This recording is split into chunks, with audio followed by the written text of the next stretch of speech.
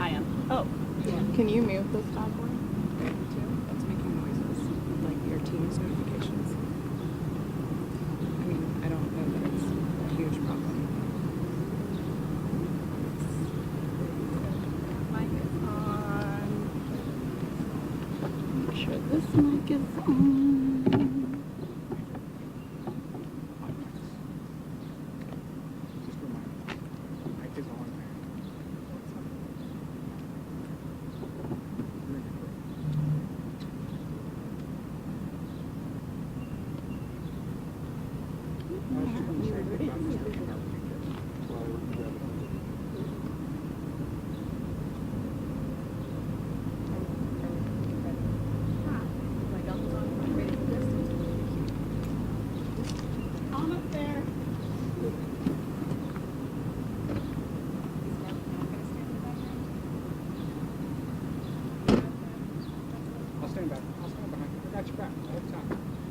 No matter what.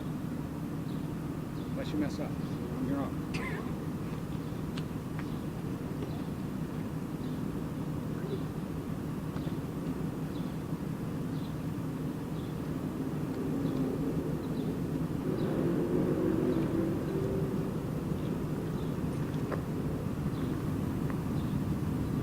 Okay.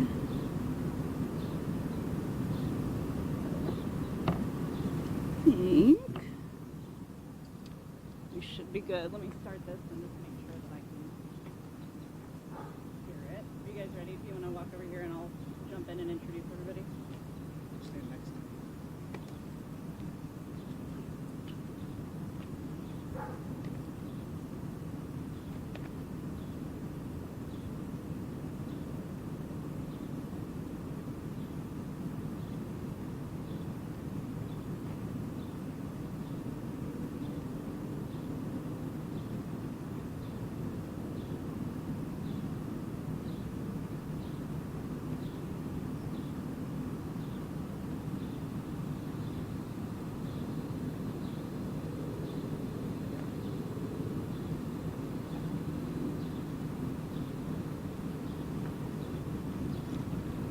All right.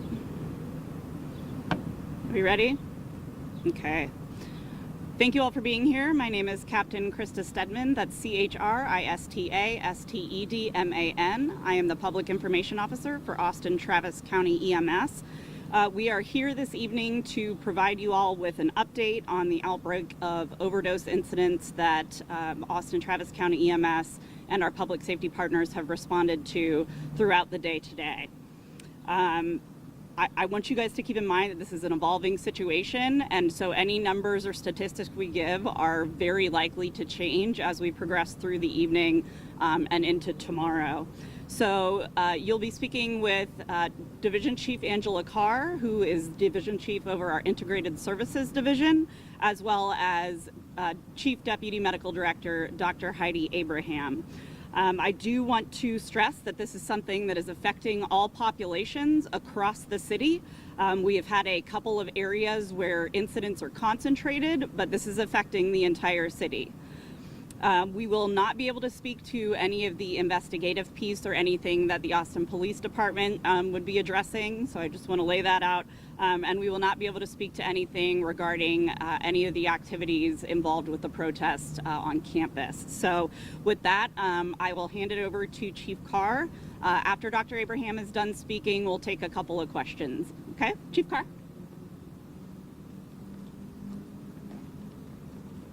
Good evening, all. Around 9 a.m. this morning, the city experienced a sudden surge in opioid-related overdose calls. It was concentrated in the downtown area. In response to this emergency situation, a rapid response team comprising of Austin Travis County EMS and our valued partners at the Homeless Strategy Office and Urban Alchemy, we were immediately deployed to the area to respond. Upon our arrival, our team swiftly distributed Narcan rescue kits similar to these throughout that area to counteract the effects of the opioid overdoses and provide life-saving intervention to those affected. Throughout the day, we've seen an unexpected volume of opioid overdoses across the city, and Austin Travis County EMS has responded to over 30 suspected overdoses. Unfortunately, we also suspect potentially 4 deaths from this surge so far.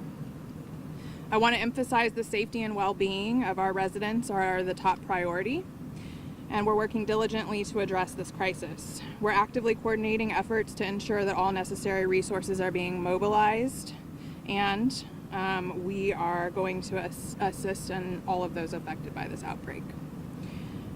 We would like to acknowledge the outstanding efforts of our public safety partners in the Austin Police Department and the Austin Fire Department. They are also working this surge with us. Additionally, we encourage anyone who may be struggling with substance abuse to seek help and support from the local resources that are available. We're going to continue to provide updates and information as it becomes available. And I'm going to introduce Chief Deputy Medical Director Heidi Abraham. Good evening. You should never use an unknown substance, but if you choose to, we encourage people to start low, go slow, and never use alone. You should always use with a friend nearby who has Narcan and is able to call 911. The trend that we're seeing in this group of overdoses is that it is unusually deadly. There have been 4 deaths so far that we suspect are related to these overdoses.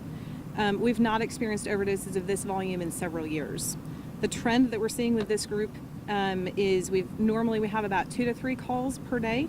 We're now in the mid to high 30s for today. That is about a 1,000% increase. It's also important to note that these overdoses have been responsive to Narcan. In fact, it is thanks to a lot of first responders like the Austin Police Department that some of these people are alive today. Austin Police Department was first on scene for several of these and administered Narcan and definitely helped save these folks' lives. I think at this point we can take some questions. True, it was in form of crack cocaine. The patients report a number of different types of drugs that they think they were using today, which is again why I'd emphasize we're seeing it in multiple different types of drugs. Anytime you're using a substance, regardless of which you think it may be, you should suspect that it may be contaminated with something else and have Narcan available. So this surge started at about 9 a.m. this morning. How long has it been going on, and is it still progressing? That's correct. So the initial couple of calls started about 9 o'clock this morning, and it is progressing as we speak. The calls are still happening. We're still finding patients. And like I said, the situation continues to evolve. That's why we want everybody to be as safe as they can. Never use a substance that you don't know what's in it. Never take a medication that wasn't prescribed by a doctor, dispensed by a pharmacy. You should just assume that anything has something that you don't want in it and just abstain. Like Dr. Abraham and Chief Carr were saying, if you're going to use, make sure that you're doing it with somebody who is staying sober and has Narcan. Other questions? You said you guys can't really talk about the potential source for this because that will be more on the safety side. Yeah, that's going to... All of them consumed from the same dealer or same location? That's going to be better answered by the Austin Police Department. What I can tell you is that we have seen several sort of location clusters, but it is affecting the entire city. Anything you can mention on those clusters, like Red River and 7? Sure. So the initial ones, as we mentioned in our press release earlier, the initial couple of calls were isolated to downtown, and since this morning, we've just sort of seen it expand from there. The specific addresses that will be given at this time? No, not at this time. For video purposes, like where this happened, downtown? Oh, I got you. So the most of the calls that came in the downtown area this morning were up and down Netchess Street between about 6th and 8th Street. We saw it go as far west as Guadalupe and fairly far east and into the south and north parts of the city as well. Have you seen any? Have you taken any calls from residences or anything? Residents, or is it mainly just public area?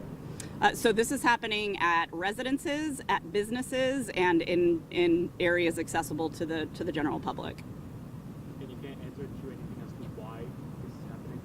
So, I mean, when we see outbreaks like this, the suspicion is essentially there's a new quote unquote batch in town, right? So this is, I can't speak to any investigative pieces, but it's fairly likely that it's all at least from the same source or same couple of sources because of the similar signatures that we're seeing in the symptoms. Any others? No, I know you said it affects all races, but can you at least tell us like approximate age? Are we talking about people in their 20s and 30s or young? I don't have that information readily available, but I can definitely get that information and get it back to you. What I can say, just based off of all of the call texts that I've been reading, is it's affecting all ages. Okay. All right. Thanks for your time.